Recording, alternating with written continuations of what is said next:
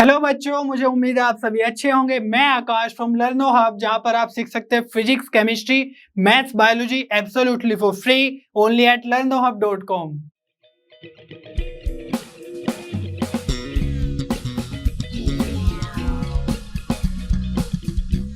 बच्चों, आज हम 10th क्लास के 2020 बोर्ड एग्जाम में आए हुए मैथ्स के क्वेश्चन सोल्व करेंगे और आपको भी मेरे साथ क्वेश्चन सोल्व करने हैं नोटबुक और पेन लेकर। Are you ready?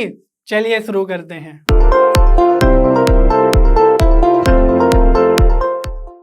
चलिए बच्चों, क्वेश्चन नंबर 31 का और पार्ट कर लेते हैं।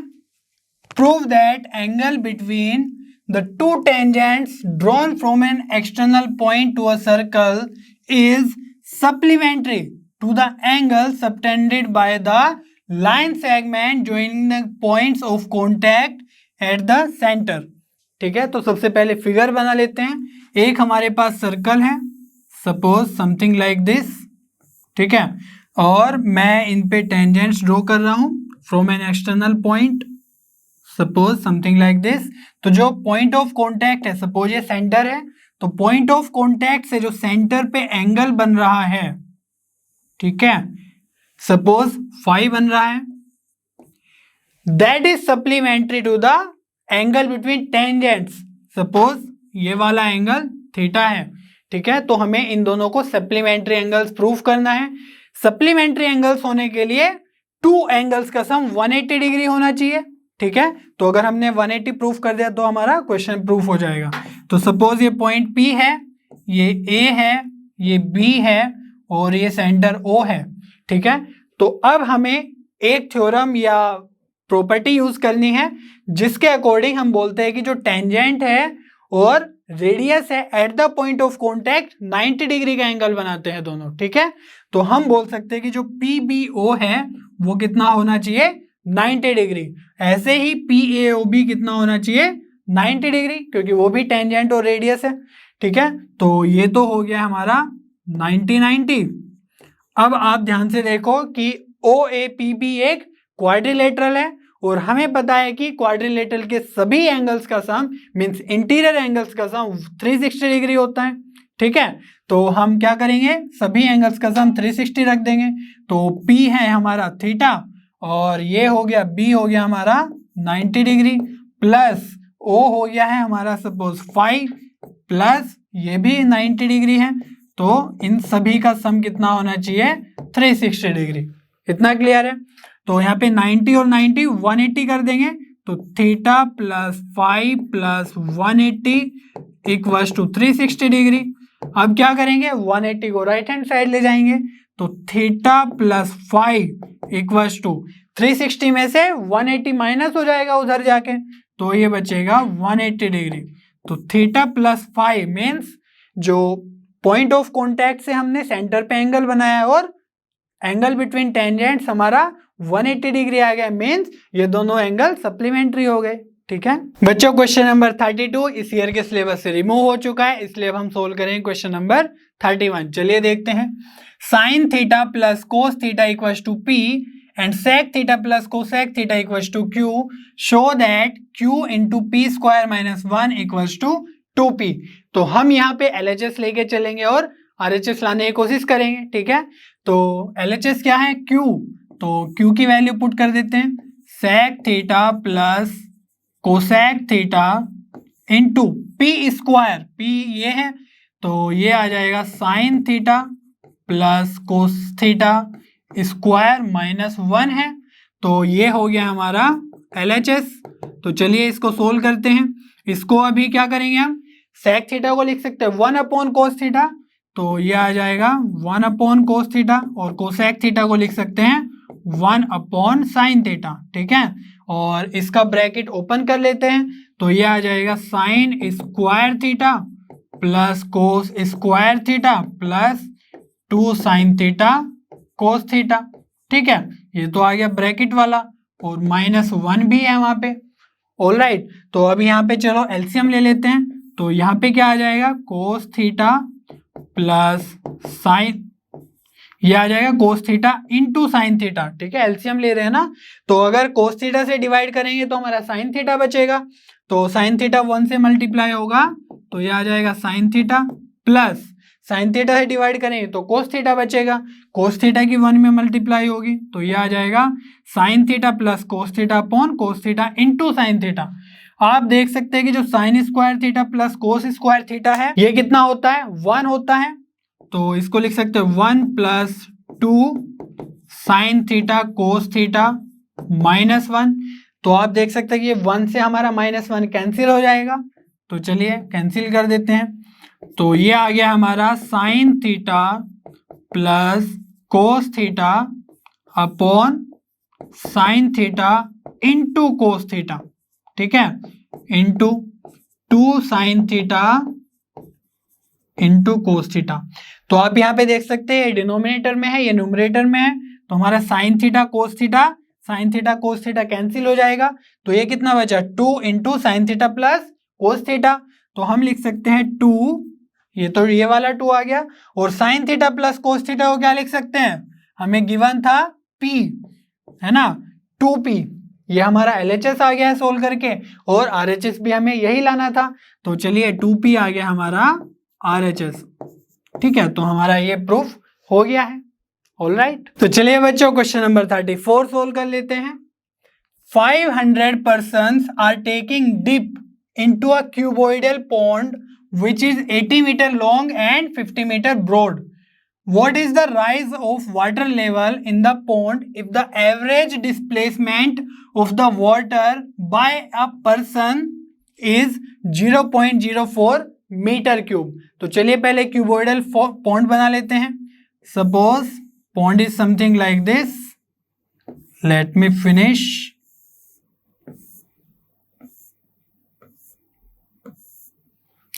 इसकी जो लेंथ है वो कितनी गिवन है हमें, 80 metre. Suppose this is 80 metre, और जो इसकी विड्थ है मीन्स ब्रॉडनेस है वो कितना गिवन है, 50 मीटर, समथिंग लाइक दिस, ठीक है। और सपोज जो पॉन्ड है वो इस हाइट तक भरा हुआ है, ठीक है, कुछ भी हाइट हो सकती है, बट जब इसमें 500 पीपल डिप करते हैं मीन्स नहाने के लिए जाते हैं, तो इसका जो वाटर लेवल है वो कुछ बढ़ जाएगा।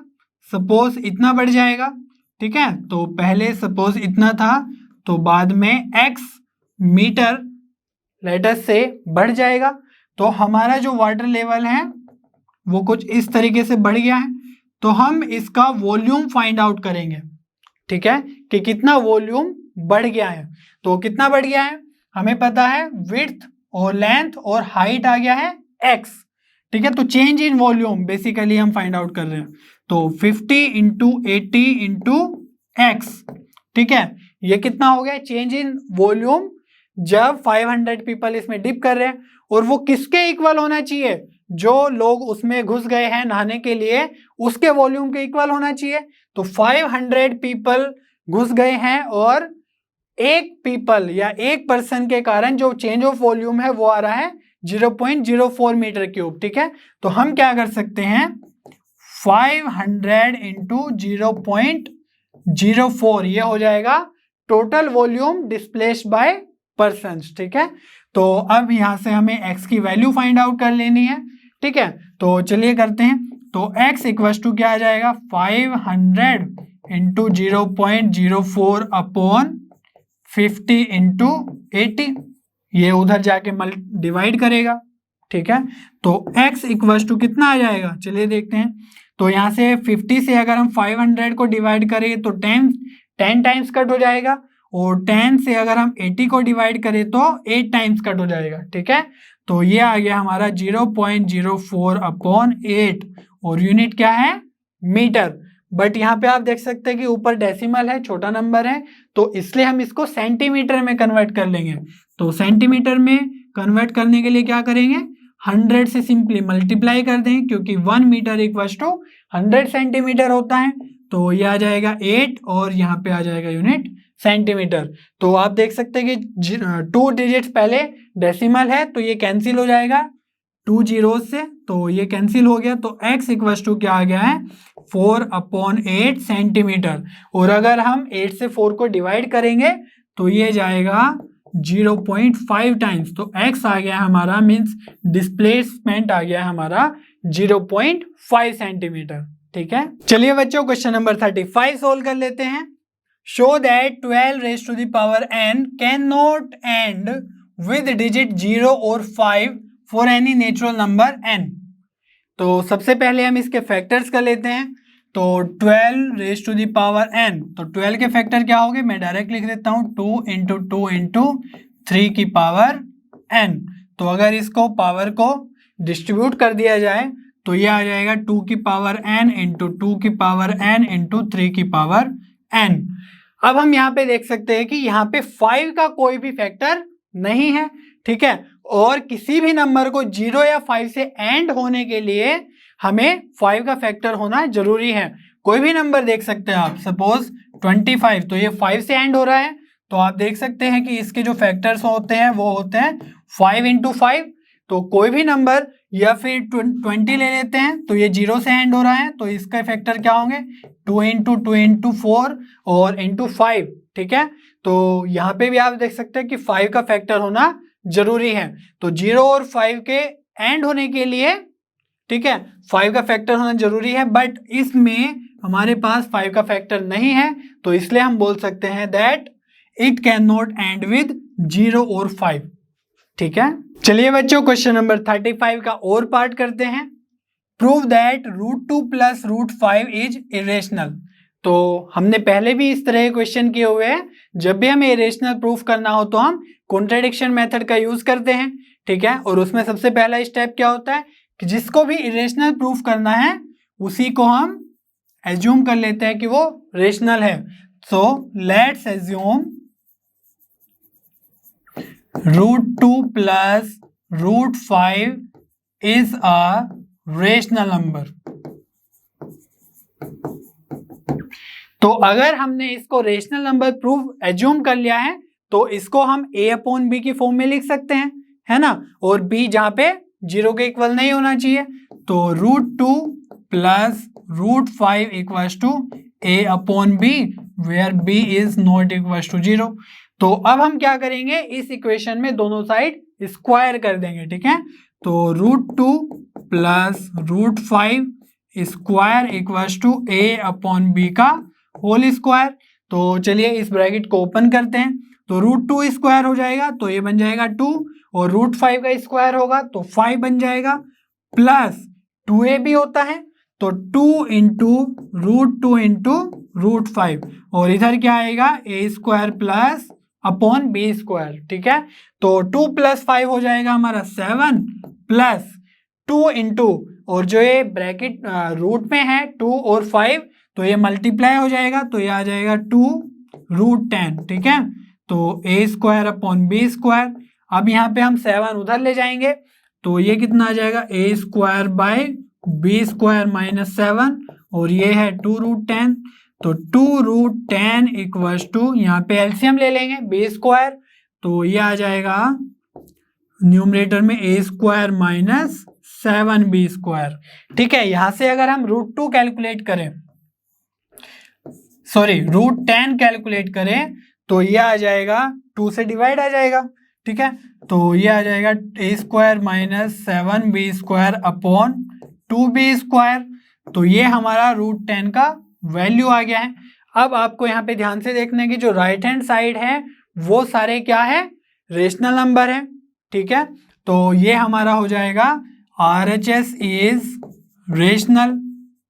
ठीक है, बट जो हमारी LHS है रूट में है, तो ये क्या हो गई हमारे इरेशनल नंबर। रूट में जो भी नंबर होता है वो इरेशनल हो जाएगा। ठीक है, तो हम देख सकते हैं ये कॉन्ट्रडिक्शन हो रहा है कि जो हमारा रेशनल है और वो इरेशनल के इक्वल कैसे आ सकता है। तो हम लिख देंगे कि this is a contradiction which arise due to the fact that our assumption is wrong. ठीक है, तो जो ये कॉन्ट्रडिक्शन आया वो हमारे एजम्पशन रॉन्ग होने के कारण आया। हमने एजम्पशन क्या ले लिया था कि ये रेशनल नंबर है, बट इनफैक्ट एजम्पशन रॉन्ग हो गया है, तो इसके कारण ये क्या होना चाहिए। चलिए मैं लिख देता हूँ √2 plus √5 is an irrational number. ठीक है, क्योंकि हमारा एजम्पशन रॉन्ग हो गया है। तो कोई भी अगर नंबर है तो या तो रेशनल होगा या इरेशनल होगा। तो रेशनल नंबर हमने एज्यूम किया था वो रॉन्ग हो गया है, तो ये इरेशनल नंबर होगा। ठीक है, तो इस तरीके से हम प्रूफ कर लेंगे। ऑलराइट, तो चलिए बच्चों क्वेश्चन नंबर 36 सोल्व कर लेते हैं। अ train covered a certain distance at a uniform speed. If the train would have been 6 km per hour faster, it would have taken 4 hours less than the scheduled time. ठीक है, and if the train were slower by 6 km per hour, it would have taken 6 hours more than the scheduled time. Find the length of the journey. तो हम assume कर लेते हैं कि जो length of the journey है वो है हमारी d मींस डिस्टेंस, और जो हमारी स्पीड है वो हम एज्यूम कर लेते हैं कि x है, और वो t टाइम लेती है जनरली उस डिस्टेंस को कवर करने के लिए। ठीक है, तो हमारा फॉर्मूला क्या होता है, distance equals to speed into time. ठीक है, तो डिस्टेंस इक्वल्स टू x हमने स्पीड माना है और टाइम हो गया हमारा t। तो ये हमारा जनरली ये रूट है, ये टाइम लगता है इस स्पीड के साथ जर्नी को कवर करने के लिए। बट अगर हमारा कंडीशन दिया हुआ है उसमें क्या है, 6 kilometre per our faster means speed 6 ज्यादा होनी चाहिए थी। तो डिस्टेंस सेम कवर करने के लिए हमारा अगर 6 ज्यादा होती स्पीड 6 किलोमीटर पर आवर तो टाइम कितना लगता, चलिए देख लेते हैं, 4 hours less than the schedule time. तो t माइनस 4 लिख देंगे। तो ये हमारी एक इक्वेशन आ गई है। चलिए इसको थोड़ा सोल्व कर लेते हैं। तो d आ जाएगा हमारा x के साथ t की मल्टीप्लाई होगी तो xt, x के साथ -4 की होगी तो -4x, और 60 -24। तो आप यहां से देख सकते हैं कि d equal to x into T होता है। तो d और xt हमारा कैंसिल हो जाएगा, तो ये आ जाएगा इक्वल टू में 0। तो यहां से क्या आ जाएगा, -4x प्लस 60 -24 इक्वल टू 0। तो ये हमारी एक इक्वेशन आ गई है। ठीक है, चलिए दूसरी इक्वेशन फाइंड आउट कर लेते हैं। तो उसके लिए दूसरी कंडीशन यूज कर लेंगे। यहां पे दिया हुआ है and if the train were slower by 6 kilometre per hour means speed x -6 थी। ठीक है, सेकेंड कंडीशन में तो टाइम कितना लगता, 6 hours more than the schedule time. तो हम लिख सकते हैं t + 6। ऑलराइट, तो इसको भी थोड़ा सोल्व कर लेते हैं। तो d आ जाएगा यहां से x के साथ t की मल्टीप्लाई करेंगे तो xt प्लस 6x - 60 - 36। ठीक है, तो यहाँ पे भी हम d equal to xt assume कर लेंगे, है ना। तो हमारा जो d और xt है कैंसिल हो जाएगा, तो इधर 0 बचेगा। तो हम लिख सकते हैं 6x - 60 - 36 इक्वल टू 0। तो ये हमारी आ गई है सेकेंड इक्वेशन। ठीक है, तो अब हम फर्स्ट इक्वेशन और सेकेंड इक्वेशन को सोल्व कर लेंगे। ठीक है, लीनियर इक्वेशन है। तो चलिए देखते हैं, -4x प्लस 60 और जो ये -24 है उधर जाके +24 हो जाएगा तो 24, और ये क्या आ जाएगा 6x - 60 और -36 उधर जाके +6 तो इक्वल्स टू 36 आ जाएगा। अब इसको सोल्व कर लेते हैं। तो आप यहाँ पे देख सकते हैं +t है और -60 है, तो ये कैंसिल हो जाएगा आपस में। तो चलिए हमें साइन चेंज करने की जरूरत नहीं है, तो ये तो कैंसिल हो गया है। और -4x प्लस 6x कितना आ जाएगा 2x, और अगर इनको ऐड करें 24 और 36 को तो ये कितना आ जाएगा 6 4 10 और 3 2 5 और 6। तो x इक्वल टू आ गया हमारा 30। तो हमारा जो यूजुअल स्पीड है वो तो आ गया है 30। अब चलिए टाइम भी कैलकुलेट कर लेते हैं। ठीक है, तो टाइम हम फर्स्ट इक्वेशन से कैलकुलेट कर लेंगे सपोज। तो -4x प्लस 60 इक्वल टू 24। तो x की जगह 30 पुट कर देंगे तो ये आ जाएगा -4 इंटू 30 मीन्स -120। मैं डायरेक्टली लिख रहा हूं -120 प्लस 60 इक्वल टू 24। तो -120 को उधर ले जाएंगे तो ये कितना आ जाएगा +120। तो 60 इक्वल टू 24 प्लस 120, तो 60 इक्वल टू आ जाएगा कितना, ऐड करके जल्दी बताओ 144। ठीक है, तो अब हम 6 से डिवाइड कर देंगे तो t इक्वल्स टू 144/6, तो यहां से डिवाइड करेंगे तो कितना आ जाएगा 24 और आवर में आ जाएगा। तो हमारा ये टाइम आ गया है जर्नी का। तो अब हमें क्या करना है, d equals to xt put कर देना है सिर्फ, ठीक है। तो d equals to xt means x कितना है 30 और t कितना है 24। तो d कितना आ गया है, मीन्स डिस्टेंस आ गया है हमारा 720 किलोमीटर। ठीक है, इस तरीके से हम जर्नी का डिस्टेंस फाइंड आउट कर लेंगे। ठीक है बच्चों, क्वेश्चन नंबर 37 इस ईयर के सिलेबस से रिमूव हो चुका है, इसलिए हम सोल्व करेंगे क्वेश्चन नंबर 38। चलिए देखते हैं। If the angle of elevation of a cloud from a point 10 metres above a lake is 30 degree and the angle of depression of its reflection in the lake is 60 degree, find the height of the cloud from the surface of the lake. तो lake का surface बना लेते हैं। Suppose this is the surface of the lake और इससे 10 metre ऊपर से हम एंगल ऑफ एलिवेशन बनाएंगे। सपोज क्लाउड यहाँ पे है, तो यहाँ पे जो लेक है उसके करस्पॉन्डिंग हम क्लाउड का रिफ्लेक्शन पॉइंट लेंगे।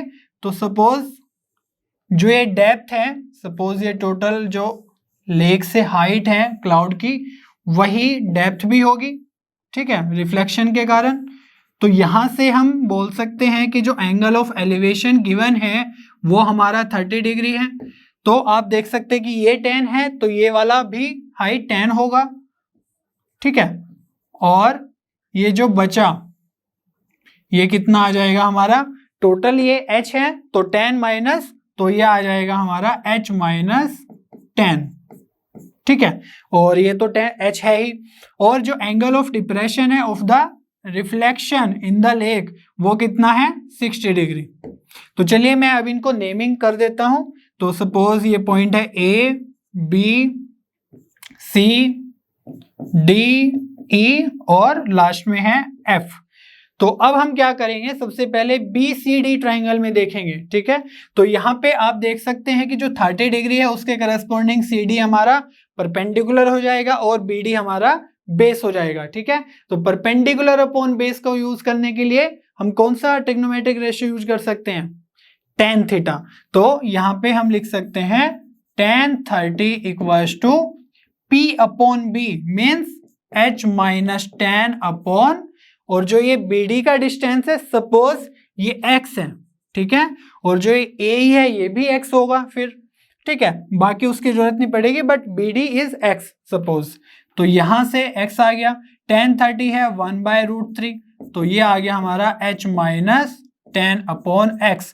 तो x क्या आ जाएगा, इधर मल्टीप्लाई कर देंगे 1 में, तो x इक्वल्स टू √3 से मल्टीप्लाई हो जाएगा, √3 h माइनस 10। तो हमारी x की वैल्यू आ गई है, ठीक है। हमें ultimately height of the cloud from surface of the lake बताना है, मींस कैपिटल H कैलकुलेट करना है, ठीक है। तो हमारा कैपिटल H आ गया है। और अब हम क्या करेंगे, BDF ट्राइंगल में देखेंगे, ठीक है। तो यहाँ पे जो 60 डिग्री है उसके करस्पॉन्डिंग हमारा, ये तो आप सोच सकते हैं कि ये 90 है, तो ये हाइपोटेनस हो जाएगा BF, ठीक है। तो 60 डिग्री करस्पॉन्डिंग हमारा जो DF है वो परपेंडिकुलर हो जाएगा और BD हमारा बेस हो जाएगा, ठीक है। तो हम अगेन tan थीटा यूज कर लेंगे। तो tan 60 equals to perpendicular means, अब यहाँ पे देखो जो परपेंडिकुलर है DF वो EF प्लस DE है, तो H प्लस tan होगा, ठीक है, ये आपको ध्यान से लिखना है। तो H प्लस tan अपॉन, अब बेस क्या है यहाँ पे x, तो चलिए लिख लेते हैं। तो tan 60 कितना है, √3 equals to H plus tan equals to upon x। तो यहां से भी x कैलकुलेट कर लेते हैं, ठीक है।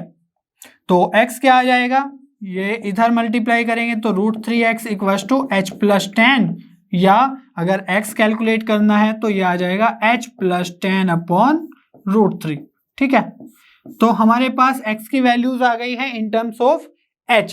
तो अब हम क्या करेंगे, दोनों को कंपेयर कर देंगे, ठीक है, इक्वल पुट कर देंगे। तो यहां से आ जाएगा x का वैल्यू √3 H माइनस 10, और यहां से आ जाएगा x value H plus 10/√3, H plus 10/√3। अब क्या करेंगे, √3 की इधर √3 में मल्टीप्लाई कर देंगे, तो ये कितना आ जाएगा, √3 into √3 h minus 10 equals to h plus 10। तो जो √3 और √3 है तो √3 स्क्वायर हो जाएगा और √3 का स्क्वायर है ना वो कैंसिल हो जाएगा रूट, तो यहां से आ जाएगा 3h minus 10 equals to h plus 10। ठीक है, अब फर्दर सोल्व करते हैं तो ये आ जाएगा 3h minus 30 equals to h plus 10। अब यहाँ पे आप देखो जो h है उसको लेफ्ट हैंड साइड ले जा सकते हैं, तो 3h माइनस h और जो माइनस 30 है उसको राइट हैंड साइड, तो ये आ जाएगा 10 प्लस 30। ठीक है, तो 3h माइनस h हो जाएगा 2h और 10 प्लस 30 आ जाएगा 40, तो h क्या आ गया हमारा 40/2 मीन्स h आ जाएगा 20 मीटर। ठीक है, तो height of the cloud from surface of lake हमारा जो आ जाएगा 20 मीटर। ठीक है, चलिए बच्चों सेट 4 का क्वेश्चन नंबर 1 सोल्व करते हैं। The number of zeros for a polynomial px where graph of y equals to px is given in figure. तो आप यहाँ पे देख सकते हैं कि y इक्वल्स टू px का ग्राफ गिवन है, तो ये है एक पॉलिनोमियल और हमसे नंबर ऑफ जीरोस पूछा गया है। तो हमें पता है कि नंबर ऑफ जीरोस का मीनिंग ये होता है कि कहाँ कहाँ पे वो फंक्शन कंप्लीटली जीरो हो रहा है ना। तो px इक्वल्स टू 0 अगर हम पुट कर दे तो वहां से हमारी जो x की पॉसिबल वैल्यूज आएगी वही हमारी जीरोस होती है, राइट। तो यहाँ पे आप देख सकते हैं कि ग्राफ कहाँ कहाँ पे जीरो हो रहा है, मीन्स y का value, that means x axis पे y का कोऑर्डिनेट 0 होता है ना। तो y x एक्सिस पे कहाँ कहाँ पे ग्राफ इंटरसेक्ट कर रहा है वही हमारे नंबर ऑफ जीरोस हो जाते हैं। ठीक है, तो हम देख सकते हैं कि एक इस पॉइंट पे कर रहा है, ये पॉइंट है और ये पॉइंट है, तो नंबर ऑफ जीरोस कितने हो जाएंगे 3। तो चलिए देखते हैं कौन सा, तो ऑप्शन ए हमारा सही हो जाएगा, number of zeros equals to 3। ठीक है, तो चलिए बच्चों क्वेश्चन नंबर 2 सोल्व कर लेते हैं। The first term of an AP is 5 and the last term is 45 if the sum of all the terms is 400 the number of terms is. तो हमें basically number of terms means n calculate करना है। ठीक है, तो जो जो information है चलिए लिख लेते हैं। फर्स्ट टर्म गिवन है 5, लास्ट टर्म गिवन है हमारा 45। ठीक है, और जो सम ऑफ टर्म्स है वो कितना है, मीन्स Sn क्या है हमारा 400। तो चलिए इनको यूज करते हुए हम Sn का फॉर्मूला लिख लेंगे। तो Sn क्या होता है हमारा n/2 a plus l, first term plus last term. तो Sn कितना गिवन है 400, n तो हमें कैलकुलेट करना है। ठीक है, और a कितना है हमारा 5 प्लस 45, लास्ट टर्म है 45, तो 5 प्लस 45 हो जाएगा 50। तो चलिए, तो 400 2 के इधर आ जाएगी मल्टीप्लाई, तो ये आ जाएगा n इंटू 50। ठीक है, तो हमें n कैलकुलेट करना है, मीन्स 50 से डिवाइड कर देंगे, तो n इक्वल्स टू आ जाएगा 400 इंटू 2 हो जाएगा 800/50। तो 0 से 0 चला जाएगा और 5 से अगर हम 80 को डिवाइड करेंगे तो n आ जाएगा हमारा 16। ठीक है, तो नंबर ऑफ टर्न्स आ गए हमारे 16। ऑलराइट, तो हमारा ऑप्शन यहाँ पे डी सही हो जाएगा। ठीक है, तो चलिए बच्चों क्वेश्चन नंबर 2 का और पार्ट करते हैं। The 9th term of the AP -15 -11 -7 up to 49 is. तो हमें यहाँ पे 9th टर्म कैलकुलेट करना है, तो उसके लिए हम सबसे पहले a लिख लेते हैं -15 और इसका कॉमन डिफरेंस भी फाइंड आउट कर लेते हैं। तो कॉमन डिफरेंस क्या होगा, d से रिप्रेजेंट करते हैं, किसी भी टर्म में से हम प्रीवियस टर्म को माइनस कर देंगे। तो चलिए -11 में से हम 15 माइनस कर देते हैं, तो -15 आ जाएगा। तो d इक्वल्स टू -11 और माइनस माइनस हो जाएगा +15, तो ये आ जाएगा +15। तो d कितना आ जाएगा 4। ठीक है, तो फर्स्ट टर्म आ गया हमारा -15 और d आ गया 4। तो अब हम फॉर्मूला लिख लेंगे nth टर्म का, तो an equals to a plus n-1d। तो यहाँ पे जो n है वो कितना है 9, 9th टर्म कैलकुलेट करना है, तो a आ जाएगा हमारा -15 प्लस 9 -1, n की जगह 9 पुट कर देंगे और d आ जाएगा हमारा 4। तो -15 प्लस 9 -1 कितना होता है 8, और 8 से मल्टीप्लाई 4 का होगा तो ये हो जाएगा 32। ठीक है, तो a9 A9 कितना आ गया हमारा, -15 + 32 कितना हो जाएगा 17। तो A9 हमारा आ गया है 17। तो हमारा सी ऑप्शन सही हो जाएगा। ठीक है बच्चों, क्वेश्चन नंबर 3 इस ईयर के सिलेबस से रिमूव हो चुका है, इसलिए अब हम सोल्व करेंगे क्वेश्चन नंबर 4। चलिए देखते हैं। In figure TP and TQ are tangents drawn to the circle with center at O. If angle POQ equals to 115, then angle PTQ is। तो आप देख सकते हैं कि जो एंगल PTQ है वो ये वाला है, तो हम इसको एज्यूम कर लेते हैं कि एंगल थीटा है। ठीक है, और यहाँ पे हम देखेंगे कि जो PT है वो टेंजेंट है, तो हमें पता है कि जो OP है और रेडियस और टेंजेंट PT इनके बीच में at the point of contact means at P 90 degree का एंगल होगा, राइट। तो यहाँ पे हम लिख सकते हैं ये आ जाएगा 90 डिग्री। और सिमिलरली हमारा जो TQ है और OQ है, रेडियस और टेंजेंट है, तो इनके बीच में भी एंगल कितना आ जाएगा 90 डिग्री। तो अब हम क्या करेंगे, OPTQ क्वाड्रिलेटरल में इंटीरियर एंगल्स का सम 360 पुट कर देंगे। ठीक है, चलिए करते हैं। तो एंगल P आ गया हमारा 90 डिग्री प्लस POQ कितना है 115 डिग्री प्लस एंगल OQT कितना है ये भी 90 डिग्री टेंजेंट और रेडियस के बीच में, और PTQ जो हमें कैलकुलेट करना है वो कितना है, जूम कर लिया हमने थीटा। तो सभी एंगल्स का सम कितना होना चाहिए 360 डिग्री। ठीक है, तो हम देख सकते हैं कि 90 और 90 कितना होता है 180, तो इसको हम उधर ले जाते हैं। तो ये आ जाएगा 115 plus theta equals to 360 minus 180।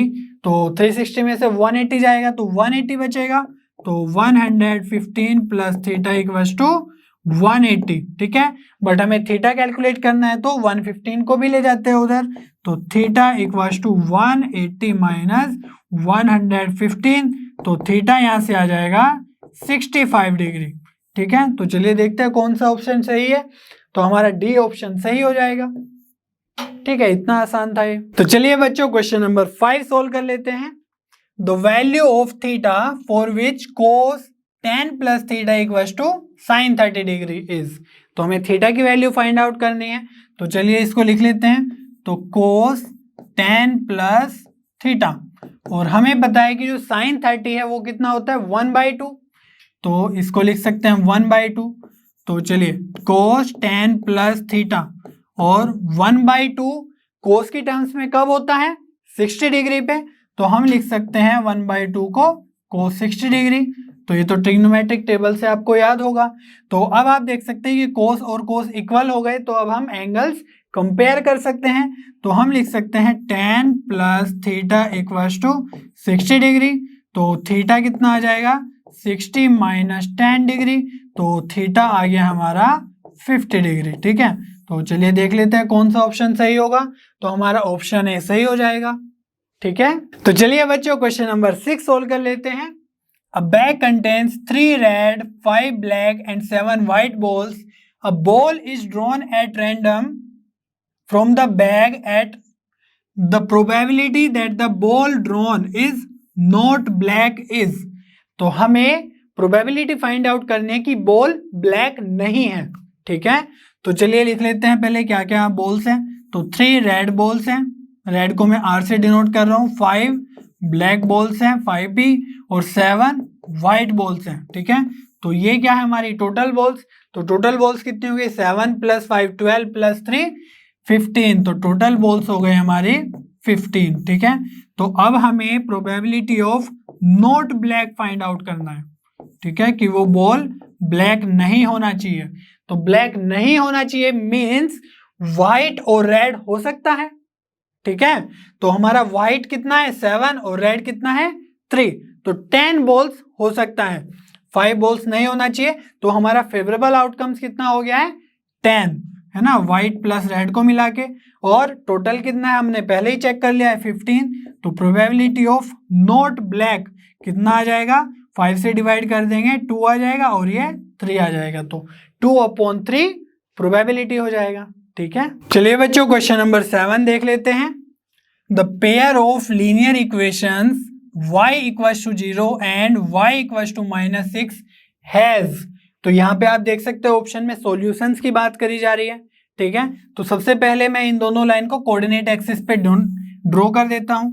तो ये हो गया हमारा एक्स एक्सिस और ये हो गया हमारा वाई एक्सिस। तो सबसे पहले देख लेते हैं y इक्वल्स टू 0। तो हमारा जो y इक्वल्स टू 0 का वैल्यू होगा वो यहाँ पे होगा, है ना। अगर ऊपर जाएंगे तो पॉजिटिव हो जाएगा y। तो हमारा y इक्वल्स टू 0 का वैल्यू आ जाएगा ये x एक्सिस। तो ये हमारी y इक्वल्स टू 0 की लाइन होती है, ठीक है। अब हमें ड्रॉ करनी है y इक्वल्स टू -6 की लाइन। तो -6 हमारा नेगेटिव x एक्सिस में होगा। सपोज यहाँ पे ये कोऑर्डिनेट है 0, -6। तो हमारा जो y इक्वल्स टू -6 का लाइन है वो हो जाएगा इस तरीके से कुछ, है ना, x एक्सिस के पैरेलल। तो ये लाइन आ गई हमारी y इक्वल्स टू -6। तो आप यहाँ पे देख सकते हैं कि दोनों लाइन हमारी पैरेलल आ गई है एक दूसरे के, ठीक है। तो इसलिए यहाँ पे नो सॉल्यूशन हो जाएगा। तो हमारा आंसर हो जाएगा B, this two lines have no solution, ठीक है। तो चलिए बच्चों क्वेश्चन नंबर 8 सोल्व कर लेते हैं। The mean and median of a distribution are 14 and 15 respectively, the value of mode is. तो हम यहाँ पे एम्पिरिकल फॉर्मूला यूज कर लेंगे, है ना, जिसमें मीन मोड मीडियन भी होता है। तो चलिए लिख देता हूं मैं 3 median equals to mode plus 2 mean, ठीक है। अगर आपने नहीं यूज किया है, आपको नहीं याद है, तो आपको ये फॉर्मूला याद रखना है। जब भी हमें कोई भी 2 क्वांटिटी दी हुई हो और हमसे थर्ड पूछी गई हो तो हम ये फॉर्मूला यूज कर लेंगे, ठीक है। तो मीडियन की वैल्यू पुट कर देते हैं। मीडियन क्या है, सेकंड वाला है, तो हमारा 15 मीडियन हो जाएगा। तो 3 × 15 इक्वल्स टू, मोड तो हमें कैलकुलेट ही करना है, प्लस 2 मीन। मीन कौन सा हो जाएगा, फर्स्ट वाला है तो 14 मीन हो जाएगा। तो 2 × 14 हो गया हमारा मीन, ठीक है। तो अब हमें मोड कैलकुलेट करना है, चलिए करते हैं। तो 45 इक्वल्स टू मोड प्लस 28। तो 28 इधर आके माइनस में हो जाएगा, ठीक है। तो 45 - 28 इक्वल्स टू मोड। तो चलिए मैं रिवर्स लिख देता हूं इसको। तो मोड इक्वल्स टू 45 में से 28 जाएगा तो मोड इक्वल्स टू 17 बचेगा। चलिए देख लेते हैं कौन सा ऑप्शन सही है। तो हमारा ऑप्शन भी सही हो जाएगा, ठीक है। तो चलिए बच्चों क्वेश्चन नंबर 9 सोल्व कर लेते हैं। The quadratic equation x² - 4x + k = 0 has distinct real roots, ठीक है। तो जब भी हम डिस्टिंक्ट रियल रूट्स की बात करते हैं तो हमारा डिस्क्रिमिनेंट 0 से बड़ा होना चाहिए, ठीक है। तो हम लिख सकते हैं discriminant means d should be greater than 0। और d क्या होता है, b² - 4ac is greater than 0। तो यहाँ पे b a c की हम वैल्यू पुट कर लेंगे। तो चलिए देखते हैं b क्या होता है, x का कोफिशिएंट, तो ये है -4 होल स्क्वायर -4।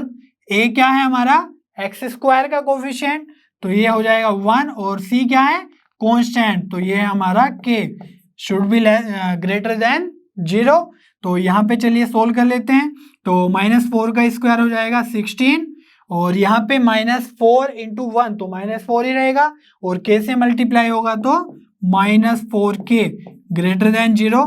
और -4k को हम राइट हैंड साइड ले जा सकते हैं ताकि ये प्लस हो जाए। तो ये आ जाएगा 4k, 4 से डिवाइड करेंगे तो ये आ जाएगा 16/4 ग्रेटर देन k या 4 ग्रेटर देन k। अगर हम इसको रिवर्स करके लिखे तो हम लिख सकते हैं k लेस देन 4, ठीक है। तो हमारा ऑप्शन कौन सा हो जाएगा, चलिए देखते हैं, डी ऑप्शन सही हो जाएगा, ठीक है। चलिए बच्चों क्वेश्चन नंबर 10 सोल्व कर लेते हैं। If p a/8, 4 is the midpoint of the line segment joining the points a -5, 2 and b 4, 6, the value of a is। तो हम यहाँ पे सेक्शन लाइन सेगमेंट पहले ड्रॉ कर लेते हैं। चलिए, तो ये हो गया हमारा a, तो ये कितना गिवन है -5, 2 और b हमारा गिवन है 4, 6 और इसका जो मिड पॉइंट है वो है हमारा p a/8, 4, ठीक है। तो मिड पॉइंट है मीन्स AP = PB होगा। तो हम यहाँ पे मिड पॉइंट फॉर्मूला लगा लेंगे।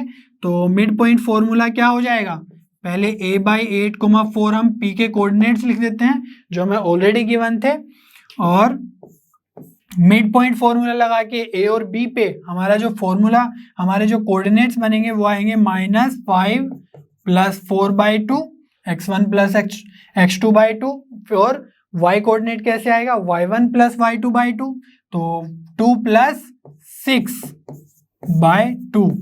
तो चलिए इसको थोड़ा सोल्व कर लेते हैं। तो p कितना आ गया है, -5 + 4, तो ये हो जाएगा -1/2, तो -1/2, 2 + 6 मीन्स 8/2, तो ये आ जाएगा 4।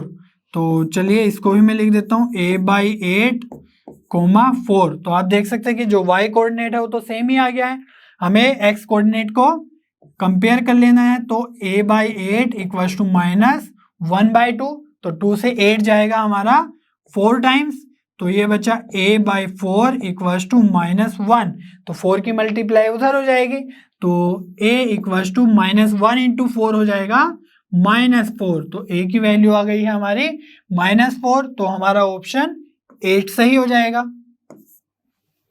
ठीक है, चलिए बच्चों क्वेश्चन नंबर 11 देख लेते हैं। 2 + √5/3 इज ब्लैंक नंबर। तो हमें यहाँ पे बताना है कि ये किस तरह का नंबर है। तो मेनली रेशनल और इरेशनल की बात करी जा रही है। तो आप यहाँ पे देख सकते हैं जो √5 है वो एक इरेशनल नंबर होता है, तो उसके कारण ये ओवरऑल जो नंबर है वो एक इरेशनल नंबर हो गया है। ठीक है, तो हम यहाँ पे लिख सकते हैं इज इरेशनल नंबर। ठीक है, बस इतना ही करना है बच्चों। क्वेश्चन नंबर 12 इस ईयर के सिलेबस से रिमूव हो चुका है, इसलिए अब हम सोल्व करेंगे क्वेश्चन नंबर 13। चलिए देखते हैं। The distance between the points AB and -a - b is. तो हमें यहाँ पे सिंपली डिस्टेंस फॉर्मूला लगा के इन दोनों पॉइंट्स का डिस्टेंस कैलकुलेट करना है। ठीक है, चलिए कर लेते हैं। तो d = हो जाएगा रूट, तो आपने बहुत बार यूज किया होगा, क्या होता है x1 - x2 का whole square plus y1 - y2 का होल स्क्वायर। तो x1 क्या हो जाएगा यहाँ पे a, और x2 क्या हो जाएगा -a, तो x1 मीन्स a - -a का होल स्क्वायर प्लस y के लिए क्या हो जाएगा b - b का होल स्क्वायर, तो ये आ जाएगा। चलिए इसको फर्दर सोल्व कर लेते हैं। तो d आ जाएगा √a - -a, तो ये हो जाएगा 2a। ठीक है, ऐड हो जाएगा, तो 2a² प्लस सिमिलरली 2b²। ठीक है, तो ये आ जाएगा हमारा 4a² प्लस 4b² रूट के अंदर, है ना d। तो d आ गया हमारा। अब यहाँ पे 4 कॉमन ले सकते हैं दोनों टर्म से, तो आ जाएगा 4a² प्लस b², और सब रूट के अंदर है। तो d = अब रूट हमारा डिस्ट्रीब्यूट हो जाएगा, देखो 4 और ये मल्टीप्लाई में है। ठीक है, तो रूट्स डिस्ट्रीब्यूट हो जाता है, तो 4 और ये आ जाएगा a² प्लस b²। √4 क्या होगा 2, तो d = 2 × a² प्लस b²। ठीक है, तो ये आ गया है इन दोनों पॉइंट्स के बीच का डिस्टेंस, तो हम लिख सकते हैं इज 2a² प्लस b²। ठीक है, चलिए बच्चों क्वेश्चन नंबर 14 सोल्व कर लेते हैं। If tan a = 1 then 2 sin a cos a = तो यहाँ पे हम tan a का यूज करेंगे, तो tan a = 1 को हम क्या लिख सकते हैं, tan a = 1 को लिख सकते हैं tan 45, है ना, ट्रिग्नोमेट्रिक टेबल से। तो यहाँ पे आप देख सकते हैं कि दोनों तरफ tan है, तो हम एंगल्स कंपेयर कर सकते हैं। तो a क्या आ गया हमारा 45 डिग्री। ऑल राइट, तो अब हमसे जो पूछा गया है वो लिख लेते हैं। तो 2 sin a cos a, ठीक है, और a की जगह क्या लिख सकते हैं 45, तो 2 sin 45, और sin 45 कितना होता है 1/√2। ठीक है, सभी को याद होना चाहिए ये सब वैल्यूज। और cos 45 क्या होता है 1/√2। ठीक है, तो ये आ गया हमारा 2 × और इसको लिखेंगे तो 2 × √2 × √2 आ जाएगा। ठीक है, ये मल्टीप्लाई हो जाएगा डिनोमिनेटर में, तो √2 × √2 मीन्स √2 का होल स्क्वायर। ठीक है, 2 बार है मल्टीप्लाई में, तो √2 का होल स्क्वायर मीन्स रूट और स्क्वायर कैंसिल हो जाएंगे, तो ये बचेगा 1/2, तो 2 से 2 जाएगा तो आंसर आ जाएगा 1, तो हम फिल इन द ब्लैंक्स में लिख सकते हैं आंसर 1। ठीक है बच्चों, क्वेश्चन नंबर 15 इस ईयर के सिलेबस से रिमूव हो चुका है, इसलिए हम सोल्व करेंगे क्वेश्चन नंबर 16। चलिए देखते हैं। Given that HCF of 135 and 225 is 45, find the LCM of 135 and 225। तो इसके लिए हम क्या करेंगे, फॉर्मूला यूज कर लेंगे सिंपल सा। हमें पता है कि HCF into LCM equals to होता है जिन नंबर्स का HCF और LCM है उन्हीं नंबर्स का मल्टीपल, मतलब x इंटू वाई हो जाएगा। ठीक है, तो सपोज जो हमारा HCF है वो तो हमारा 45 ही है, और LCM को हम LCM ही लिख लेंगे, ये तो कैलकुलेट ही करना है। और x हमारा क्या हो गया 135, ठीक है, जिन नंबर्स का LCM फाइंड आउट करना है, और y हो जाएगा 225। ठीक है, तो अब हमें यहाँ पे सिंपली LCM फाइंड आउट कर लेना है।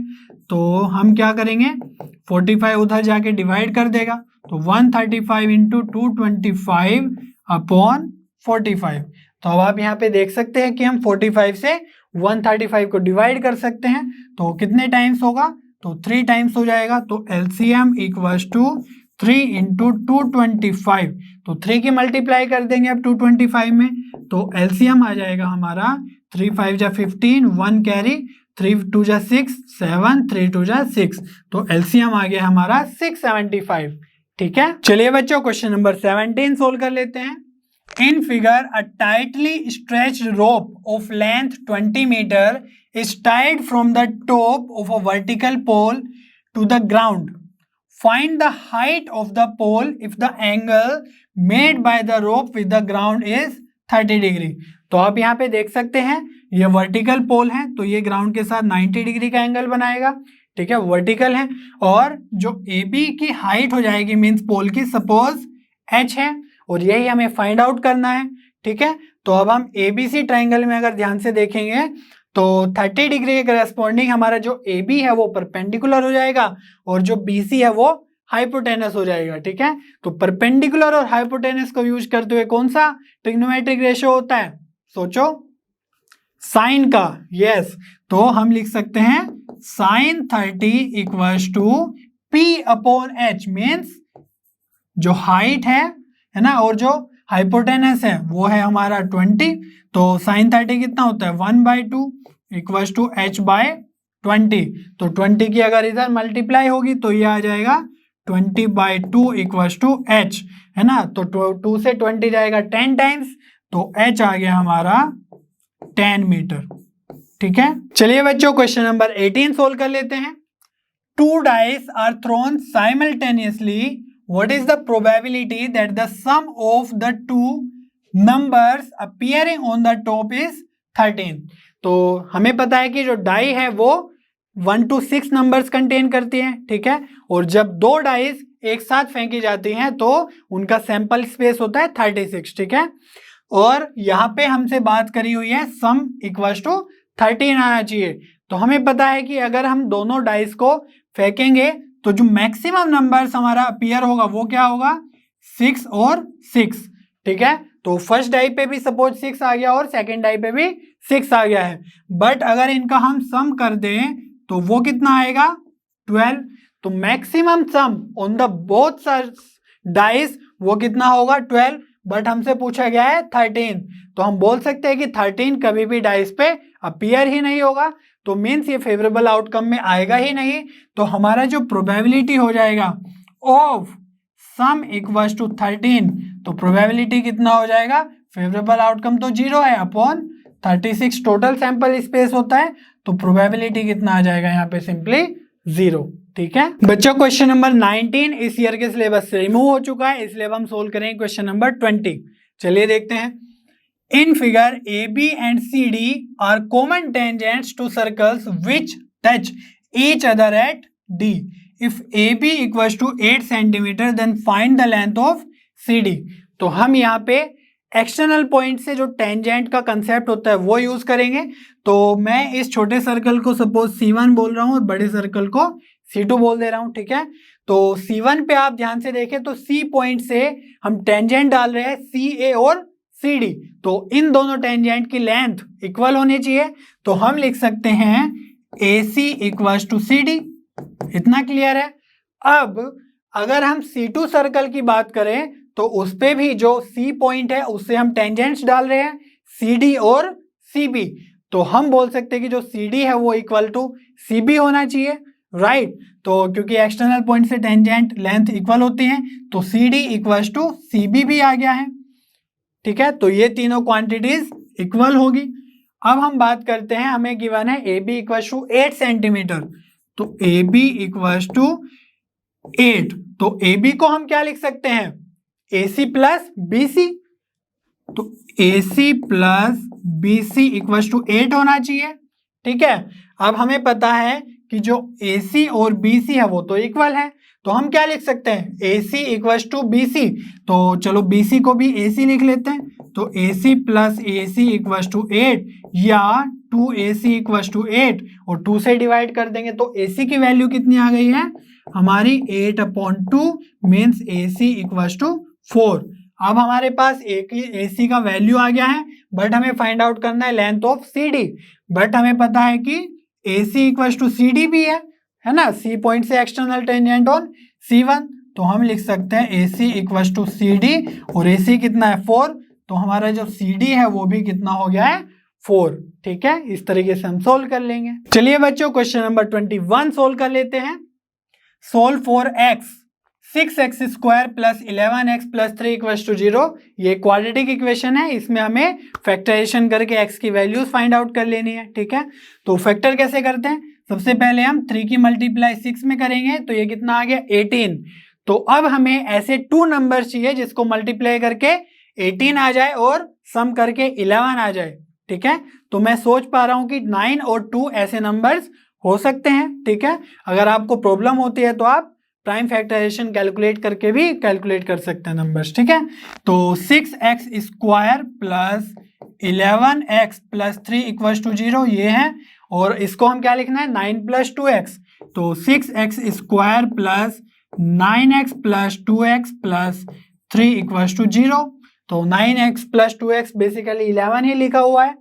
चलिए अब 6x स्क्वायर प्लस 9x में से क्या कॉमन ले सकते हैं, तो मुझे दिख रहा है कि 3x कॉमन ले सकते हैं, ऑलराइट। तो यहाँ पे क्या बचेगा 2x है ना, और यहाँ पे कितना बचेगा 9x में 3 कॉमन ले लिया है तो 3 बचेगा, प्लस अब 2x प्लस 3 में से क्या कॉमन ले सकते हैं, तो मुझे तो कुछ भी कॉमन नहीं लिख रहा है, तो ऐसे केस में हम 1 कॉमन ले लेते हैं, ठीक है। तो 1 कॉमन लेंगे तो सेम ही लिखा जाएगा 2x प्लस 3 और इक्वल्स टू 0, तो 2x प्लस 3 दोनों में कॉमन है तो हम एक कॉमन ले लेंगे, तो 2x प्लस 3, तो फर्स्ट टर्म से क्या बचेगा 3x और सेकेंड टर्म से बचेगा 1 इक्वल्स टू 0, तो अब हम इंडिविजुअली 0 के इक्वल पुट करेंगे, तो 2x प्लस 3 इक्वल्स टू 0, तो ये आ जाएगा 2x इक्वल्स टू -3, तो x आ गया है -3/2, ठीक है। ये तो एक वैल्यू आ गई।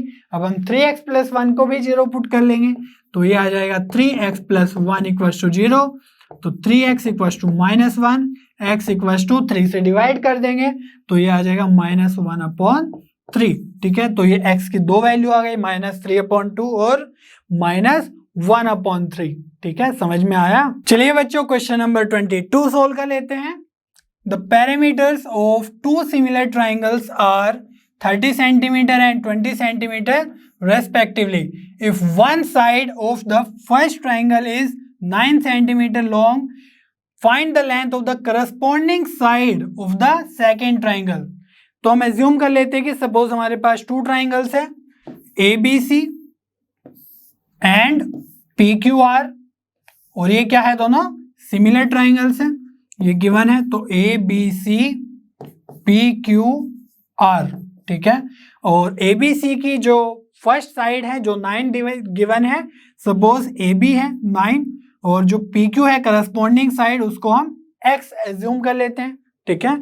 तो हमें ये X की वैल्यू ही फाइंड आउट करनी है। तो अब हम यहाँ पे क्या करेंगे, हमें पता है कि जो सिमिलर ट्राइंगल्स हैं उनकी साइड्स का रेशो इक्वल होता है और पैरामीटर्स का रेशो भी इक्वल होता है, तो हम क्या लिख सकते हैं AB by PQ means ABC के फर्स्ट साइड और PQR की फर्स्ट साइड का ratio will be equal to second side BC upon QR, ठीक है, ये आपने पहले भी यूज किया होगा। तो AC इक्वल अपॉन PR हो जाएगा, ठीक है। और सपोज इस ट्राइंगल का जो पेरीमीटर है वो P1 है और सेकंड ट्राइंगल का पेरीमीटर हमारा P2 है, ठीक है। तो हम लिख सकते हैं P1 बाय P2। तो ये रिलेशन आपको अगर नहीं भी पता है तो याद होना चाहिए, इस तरीके से हम लिखते हैं। तो अब हमें क्या क्या गिवन है, हमें AB गिवन है कितना 9 और PQ हमें कैलकुलेट करना है X, और इनके बारे में तो कोई भी इंफॉर्मेशन नहीं है, बट हमें पैरामीटर्स गिवन है, ठीक है। तो जो फर्स्ट ट्राइंगल का पैरामीटर है वो कितना है 30, ठीक है। तो ये हो जाएगा 30 अपॉन जो सेकेंड ट्राइंगल का पैरामीटर है वो 20 गिवन है, तो हम यहाँ पे लिख सकते हैं 20। अब हम यहाँ पे सिंपली सोल्व कर लेंगे, तो 0 से हमारा 0 कैंसिल हो जाएगा और ये जो 3 है 3 से 9 जाएगा 3 टाइम्स, ठीक है। तो ये आ गया हमारा 3 अपॉन एक्स इक्वल्स टू 1/2। तो यहाँ पे हम क्रॉस मल्टीप्लाई कर लेंगे, तो 3 की 2 से मल्टीप्लाई होगी तो 6 और 1 की x से होगी तो x ही आएगा। तो x इक्वल्स टू आ गया हमारा 6, ठीक है। बच्चों क्वेश्चन नंबर 23 इस ईयर के सिलेबस से रिमूव हो चुका है, इसलिए हम सोल्व करेंगे क्वेश्चन नंबर 24। चलिए देखते हैं। Find the mode of the following distribution. तो इस डाटा का हमें मोड कैलकुलेट करना है, ठीक है। तो सबसे पहले हम ये चेक करते हैं कि किस क्लास की फ्रीक्वेंसी सबसे ज्यादा है, वही हमारी मॉडल क्लास हो जाएगी। तो हम यहाँ पे देख सकते हैं कि 16 हमारा सबसे ज्यादा फ्रीक्वेंसी है, तो इसी को बोल देंगे हम मॉडल क्लास, ठीक है। और मॉडल क्लास की फ्रीक्वेंसी को हम बोलते हैं F1, ठीक है।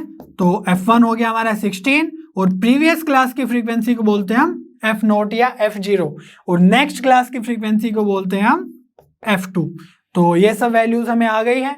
तो चलिए मैं आप फॉर्मूला लिख देता हूं, mode equals to L plus F1 minus F0 upon 2F1 minus F0 minus F2 into H।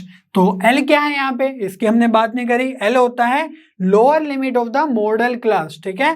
तो यहाँ पे कितना है 60, तो चलिए 60 आ गया। अब F1 लिखना है तो ये आ जाएगा 16 minus F0 means 12 upon 2 into F1 means 2 into 16, तो ये आ जाएगा 32 माइनस F0, तो ये है 12 और F2 कितना है 4, तो माइनस 4 इंटू H। H क्या होता है height of the medium model class, ठीक है। तो किसी भी क्लास की आप हाइट लेंगे तो वो सेम ही आएगी। तो चलिए देख लेते हैं हाइट कैसे कैलकुलेट करते हैं। Upper limit minus lower limit means 80 minus 60, ठीक है। तो कितना बचेगा हाइट 20। तो चलिए इसको थोड़ा सोल्व कर लेते हैं। 60 प्लस 16 माइनस 12 हो जाएगा 4 इंटू 20 और नीचे कितना आएगा डिनोमिनेटर में, यह हो जाएगा माइनस 12 माइनस 4 माइनस 16, तो 32 माइनस 16 आ जाएगा 16, ठीक है। तो ये आ गया हमारा 16। तो 4 से 16 जाएगा 4 टाइम्स और 4 से 20 जाएगा 5 टाइम्स, तो हमारा क्या बचा 16 प्लस 5, तो 16 प्लस 5 इक्वल्स टू मोड आ गया हमारा 65, ठीक है। इस तरीके से हम सिंपली सोल्व कर लेंगे इसको। ऑलराइट, चलिए बच्चों क्वेश्चन नंबर 24 का और पार्ट सोल्व कर लेते हैं। From the following distribution find the median. तो इस डाटा का हमें बेसिकली मीडियन कैलकुलेट करना है, तो उसके लिए सबसे पहले हम क्यूमुलेटिव फ्रीक्वेंसी फाइंड आउट करेंगे, ठीक है। तो कैसे करते हैं, पहले फ्रीक्वेंसी को हम एज इट इज लिख देंगे, ठीक है। और सेकेंड क्लास की क्यूमुलेटिव फ्रीक्वेंसी फाइंड आउट करने के लिए हम फ्रीक्वेंसी ऐड कर देंगे। तो 36 प्लस 32 हो जाएगा 68। अब इसमें 32 ऐड कर देंगे तो यह आ जाएगा 100। अब इसमें 20 ऐड कर देंगे तो 120 और 30 ऐड कर देंगे तो 150 और इसी को क्या बोलते हैं हम n, ठीक है। तो ये नंबर ऑफ फ्रीक्वेंसी भी है, मीन्स समेशन ऑफ फ्रीक्वेंसी भी है। तो अगर हमें मीडियन क्लास फाइंड आउट करना है, ठीक है, फॉर्मूला यूज करने के लिए, तो मीडियन क्लास फाइंड आउट करने के लिए हम क्या करेंगे n/2 कैलकुलेट करेंगे। तो n कितना आया हमारा 150 अपॉन 2, तो n/2 आ गया हमारा 75। अब हम चेक करेंगे कि 75 किन दो क्यूमुलेटिव फ्रीक्वेंसी के बीच में लाई कर रहा है। तो हम यहाँ पे देख सकते हैं 75, 68 और 100 के बीच में आएगा। तो इस केस में हम क्या कर लेंगे 100 मीन्स जो ज्यादा है 75 से जस्ट ज्यादा वाले को हम कंसिडर कर लेंगे अपना मीडियन क्लास, ठीक है। तो चलिए मैं लिख देता हूं ये हो गई है हमारी मीडियन क्लास। तो अब हम क्या करेंगे, फॉर्मूला लिख लेते हैं। तो मीडियन का फॉर्मूला क्या होता है, हम पहले भी यूज कर चुके हैं, n/2 minus C F upon F into H. तो ये आ गया है, प्लस एल भी होता है, ठीक है, lower limit of the median class. इस एल को आगे पीछे कहीं पे भी लिख सकते हैं। तो एल क्या है हमारा, इस क्लास का लोअर लिमिट, तो ये कितना है 700। तो चलिए एल में लिख देता हूं 700 प्लस n/2 कितना हो जाएगा, ये तो हमने कैलकुलेट ही कर लिया है, 75 माइनस सी एफ क्या है, तो सी एफ इस क्लास का क्यूमुलेटिव फ्रीक्वेंसी नहीं है, ये प्रीवियस क्लास का क्यूमुलेटिव फ्रीक्वेंसी लेते हैं। तो 68 हम यहाँ पे ले लेंगे। तो 75 माइनस 68 अपॉन फ्रीक्वेंसी कितना होता है, तो फ्रीक्वेंसी होता है फ्रीक्वेंसी ऑफ मीडियन क्लास, ठीक है। तो ये कितना होता है 32 इंटू एच। एच क्या होता है, height of the median class. तो हाइट क्या होता है, लो अपर लिमिट में से हम लोअर लिमिट माइनस कर देंगे, मीन्स 800 में 700 माइनस कर देंगे, तो कितना बचेगा 100। तो चलिए मैं लिख देता हूँ h इक्वस टू 100। तो यहाँ से आ गया हमारा 700 प्लस 75 माइनस 68, ये कितना हो जाएगा 7 इंटू 100 अपॉन 32, ठीक है। तो हम यहाँ से क्या कर सकते हैं, 32 को हम 4 से डिवाइड कर सकते हैं। तो ये आ जाएगा 4 8 जा 32 और ये आ जाएगा 25, ठीक है, 8 जा। तो 700 प्लस 7 इंटू 25, ये कितना टाइम्स हो जाएगा, ये हो जाएगा 175 अपॉन 8। तो अगर आप 8 से डिवाइड करेंगे तो ये आएगा 21.8, ठीक है। तो इसमें अगर हम ऐड कर देंगे तो ये आ जाएगा 721.8, ठीक है। तो यही हमारा आ गया है मीडियन। ऑलराइट, चलिए बच्चों क्वेश्चन नंबर 25 सोल्व कर लेते हैं। In figure a tent is in the shape of a cylinder surmounted by a conical top. The cylindrical part is 2.1 meter high and conical part has slant at height 2.8 meter. Both the parts have same radius 2 meter. Find the area of the canvas used to make the tent. तो हमें यहाँ पे curve surface area find out कर लेना है ना, जिससे हमें कैनवस का एरिया फाइंड आउट हो जाए कि कितना हमें चाहिएगा। तो चलिए हम फाइंड आउट कर लेते हैं। सरफेस एरिया को मैं ऐसे डिनोट कर रहा हूँ। तो जो ये सिलेंडर है इसका कर्व सरफेस एरिया क्या होगा 2πRH। ऑलराइट, तो चलिए 2πRH प्लस जो कोन है, कोन का कर्व सरफेस एरिया कितना होता है πRL। तो ये भी लिख लेते हैं πRL। अब यहाँ पे मैं πR कॉमन ले लेता हूँ, तो ये आ जाएगा πR और फर्स्ट टर्म से क्या बचेगा 2H प्लस सेकेंड टर्म से क्या बचेगा L। तो पाई कितना होता है 22/7। रेडियस कितना गिवन है हमें यहाँ पे 2 मीटर। तो चलिए, और 2H कितना हो जाएगा 2 इंटू H कितना है, सिलेंडर का हाइट है ये, तो 2.1। तो 2 into 2.1 plus L means slant height, तो ये हो जाएगा 2.8। तो अब इसको सिंपली सोल्व कर लेना है। तो ये आ जाएगा 22/7 इंटू 2 इंटू 2.1 हो जाएगा 4.2 प्लस 2.8। अगर इन दोनों को आप ऐड करेंगे तो ये कितना आ जाएगा, चलिए देखते हैं। 22/7 इंटू 2 और ये ऐड हो क्या आ जाएगा 7। तो यहाँ पे 7 और 7 कैंसिल हो जाएगा। तो चलिए, तो ये बचा 22 इंटू, तो ये आ जाएगा हमारा 44 मीटर स्क्वायर, ठीक है।